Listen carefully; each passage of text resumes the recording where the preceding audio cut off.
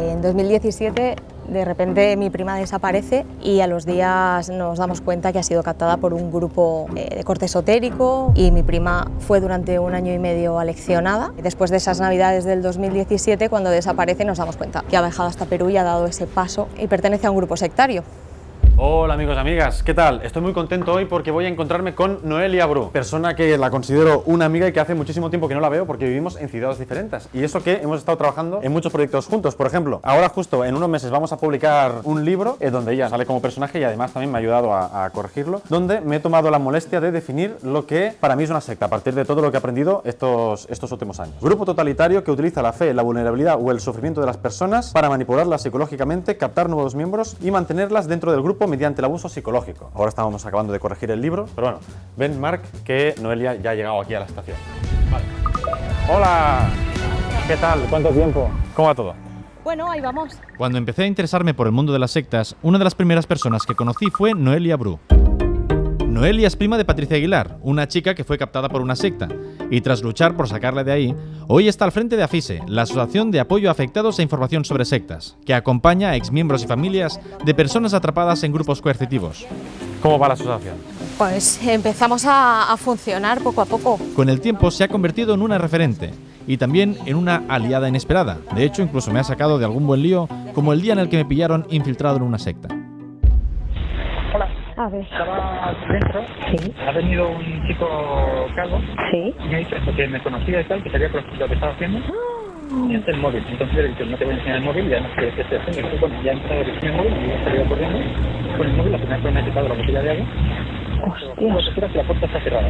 Y he sacado la puerta y he pasado Hostias. por el doctor y ahora estoy con el chico del coche y me ha acompañado aquí a la testigo. Hoy, gracias a Yoigo y a este nuevo proyecto con el que cada mes daremos voz a proyectos sociales que pretenden hacer un mundo mejor, me reencuentro con Noelia para conocer un poco más de su historia. AFISE somos un grupo de voluntarios y nosotros funcionamos con el poquito tiempo que tenemos libre y sin ningún tipo de recurso. Hola, soy Uriol, formé parte de un grupo coercitivo, grupo de manipulación psicológica y actualmente formo parte de AFISE. Buenas, soy José y nada, colaboro con AFISE en lo que se pueda y en los distintos encuentros que se van haciendo. Yo soy Marina Pereda y formé parte de un grupo coercitivo o un grupo con prácticas sectarias y nada, y soy colaboradora voluntaria de AFISE. Todas las personas que formamos AFISE somos o bien han sido exmiembros o familiares de víctimas de sectas y somos los que mejor podemos comprender a la persona que llega, ¿no? No los vamos a mirar raro, no los vamos a juzgar, no los vamos a cuestionar y lo hemos vivido en primera persona. Entonces es al final un sitio seguro donde cualquiera que llegue puede expresar los miedos, las dudas y cualquier cuestión relacionada con el grupo. ¿Cómo te empezaste a interesar por el tema de sectas? Bueno, más que interesar, a padecer. En 2017 de repente mi prima desaparece y a los días nos damos cuenta que ha sido captada por un grupo de corte esotérico, un tipo que estaba montando una secta y estaba captando menores a través de internet y mi prima fue durante 1 año y medio aleccionada a través de las redes sociales y teniendo contacto con este grupo sin que la familia nos diésemos cuenta, o sea que así empieza mi vinculación con las sectas, padeciéndolos en primera persona y dentro de la familia sin pensar que nunca nos pudiera pasar a nosotros. Pero, ¿cómo supisteis vosotros identificar que el grupo donde estaba tu prima era una secta? En principio nos llamó mucho la atención encontrar dibujos, salmos, o sea, mi prima no era una persona que estuviera muy ligada a la espiritualidad, no tenía una religión definida y empezamos a encontrar cosas que nos chocaban y el problema vino cuando empezamos a ver que habían vídeos en internet que seguían, habían anotaciones de corte apocalíptico, entonces ahí nos empezamos a asustar. Nos sobrevino porque acababa de morir un familiar muy cercano a Patricia, mi primo con 29 años, además ella en una edad adolescente en la que pues, comportamientos que podía tener tampoco llamaban la atención porque era un adolescente en una fase de duelo. Cuando encontramos el nombre de Príncipe Gurdjieff empezamos a darnos cuenta que era un tipo que estaba formando su propio grupo. Él difundía pues, posibilidades y en el caso de mi prima apareció dentro de un grupo de Facebook donde ella escribió un mensaje diciendo que había visto tras la muerte de mi primo una visión, una especie de sombra que qué podía significar. Y él apareció y le dijo que podía guiarla, que le escribía por privado, y a partir de ahí se inició una conversación que la fue introduciendo dentro de lo que fue el grupo sin darse cuenta. Claro, digo, yo, como sabes, estos últimos años me he infiltrado en algunas sectas y veo que lo que cuentas cuadra en cosas que yo he visto. Por ejemplo, eso de existe una vulnerabilidad, ¿no? Que en tu caso era, o sea, en el caso de tu prima era el familiar que había muerto, donde hay un gurú que la explota, además aprovechándose también de la fe de esta persona. Luego también lo típico de los demás no lo van a entender, no digas nada de eso a los demás porque, ¿no?, es el control de la información que también, claro, que también usan. Total, a ella le generaban al principio una situación de poco descanso. O sea, a ella no le permitían descansar, era todo el rato... Otra característica de una secta. Claro, era todo el rato tenerla ocupada con labores para el grupo. Ella solo trabajaba para el grupo, solo vivía para el grupo, y él la castigaba muchas veces. Cuando no acababa de hacer una tarea, la castigaba diciendo que la iba a expulsar, ¿no? Y la bloqueaba a lo mejor un tiempo para luego volver a darle la oportunidad. Entonces siempre era él, tú no te esfuerzas lo suficiente, eso es. Y todo esto, además, la desinformación de cualquier guerra, cualquier enfermedad, cualquier cosa que se pudiera utilizar para la causa, para hacer ver como que estaba llegando ese final, lo utilizaba para implementar el miedo.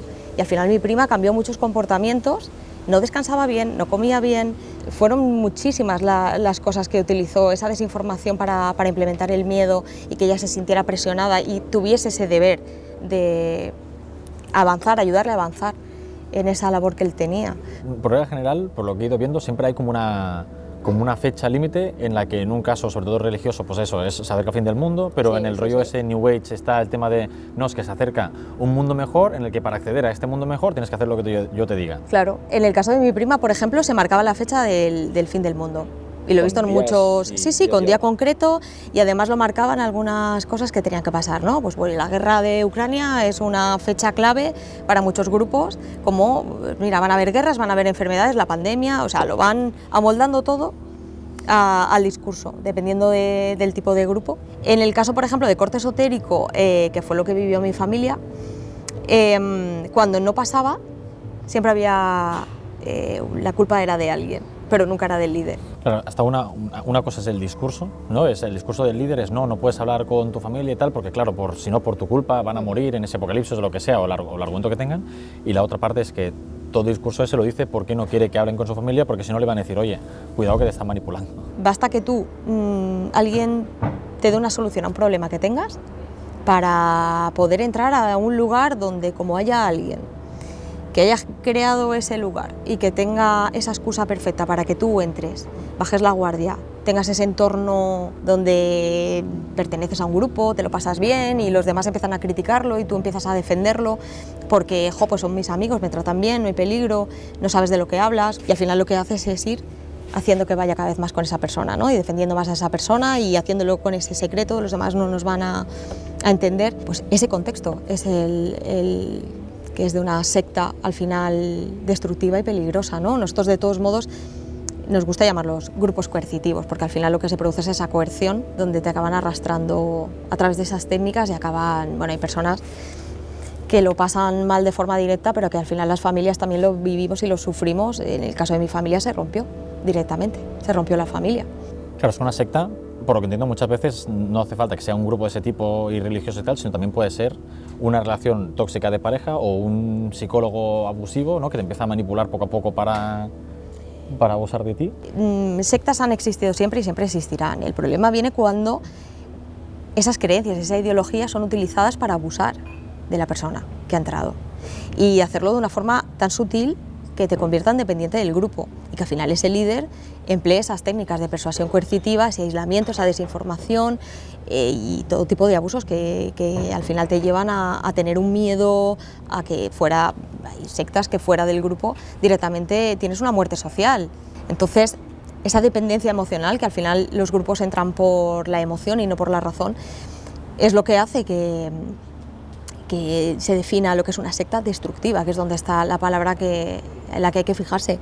Secta destructiva es donde se emplean estas técnicas de persuasión coercitiva que al final acaban anulando y despersonalizando a las personas que están dentro y de esa forma tan sutil que entienden que no hay otro camino, ¿no? Y es un tipo de violencia más.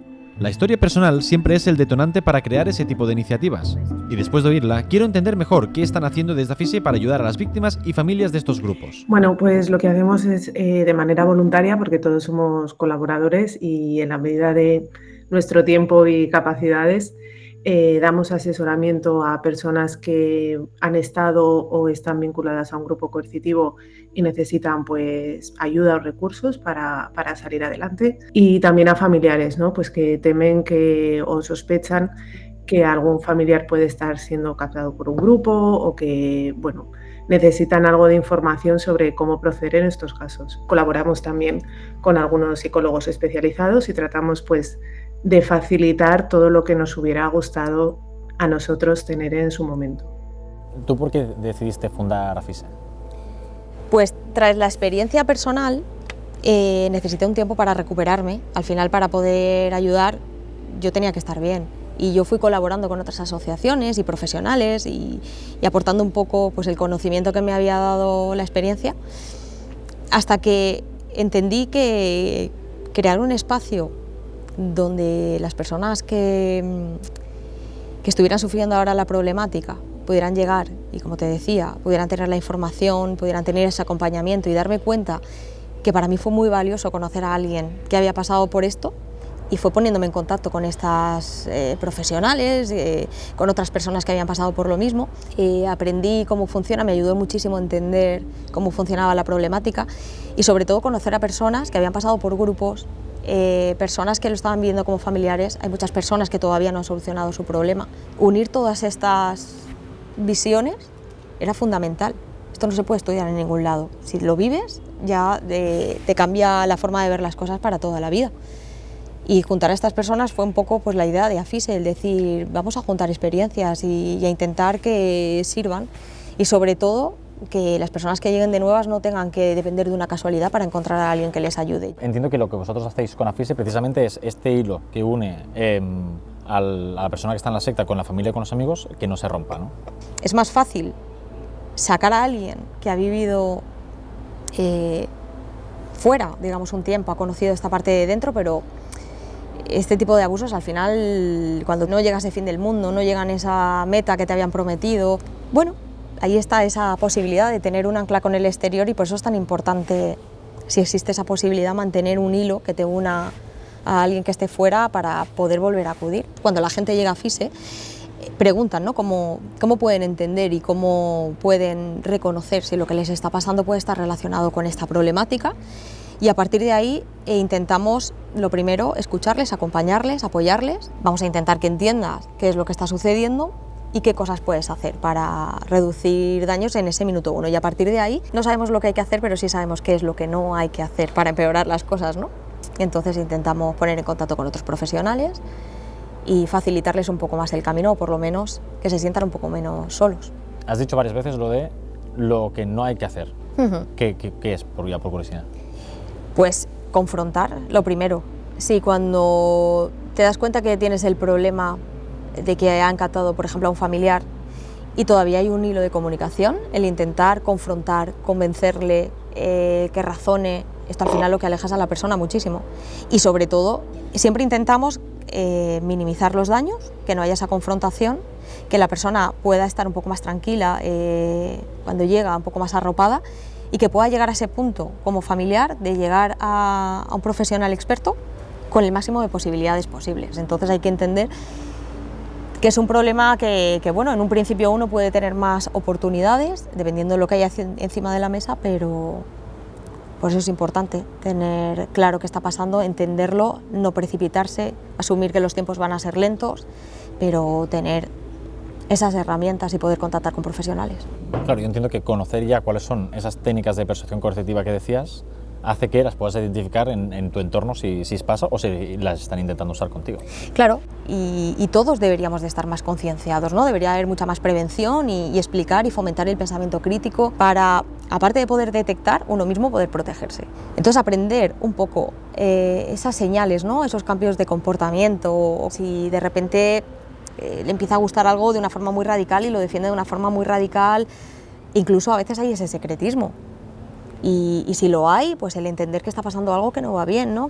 ante la duda, antes de que sea demasiado tarde, intentar contactar con algún tipo de asociación, que nosotros al final estamos un poco para eso, ¿no? Para informar y detectar posibles situaciones y dar respuestas y herramientas a las familias para que puedan adelantarse, ¿no? Tras entender mejor cómo funciona AFISE y el porqué de su acción, ¿cómo podemos actuar y colaborar para ayudar en esta causa? Para nosotros, formas de colaborar, bueno, pues si alguien cree que tiene alguna forma o algo que pueda aportar, siempre es bienvenido y para eso se puede contactar a través de nuestra web y proponer, evidentemente, pero para nosotros ya es lo suficientemente importante el que se pueda compartir y difundir todo tipo de contenido acerca de esta problemática. Y al final el que se hable de estos temas, si hay alguien que de repente ahora le resuena en la cabeza que quizás alguien que tiene cerca pueda estar coqueteando con algún tipo de grupo sin saberlo, pues ya es una colaboración perfecta, porque nosotros al final lo que queremos es que